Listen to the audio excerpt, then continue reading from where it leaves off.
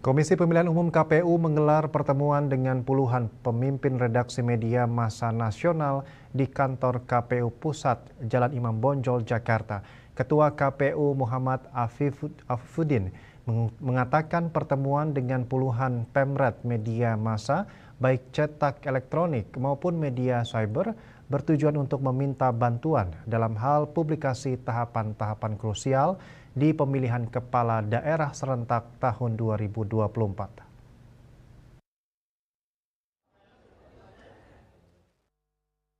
Bertempat di kantor KPU Jalan Imam Bonjol, Jakarta, Komisi Pemilihan Umum atau KPU menggelar pertemuan dengan puluhan pemimpin redaksi media massa nasional.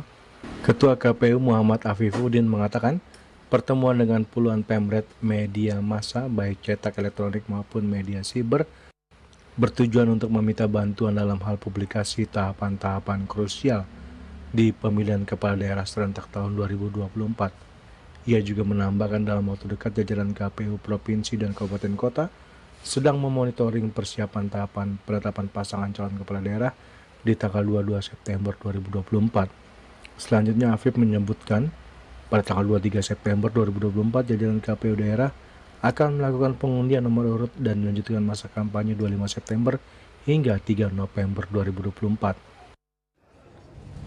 Jadi hari Minggu itu kita akan langsung kita lihat beberapa tahapan krusial untuk mengangkat saja pada obrolan kita tadi tahapan pemilu, tahapan next. Tanggal 22 Agustus itu penetapan pasangan calon. Nah, setelah tanggal 22, 23-nya kita akan melakukan pengundian nomor urut. Pengundian nomor urut, kemudian pada saat yang bersamaan ada penetapan DPP di tingkat provinsi. Jadi tanggal krusial ini akan berlangsung di seluruh daerah Indonesia.